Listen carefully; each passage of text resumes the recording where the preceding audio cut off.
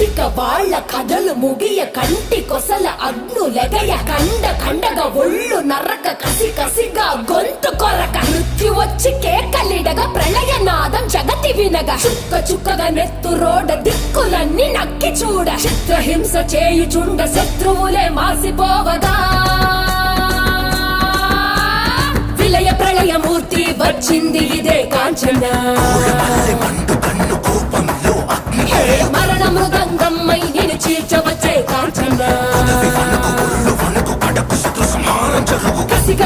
కసిగా నిన్ను ఖండించేసి పోగా కాల రాచి నేడు నీ కథ ముగించేసి పోగా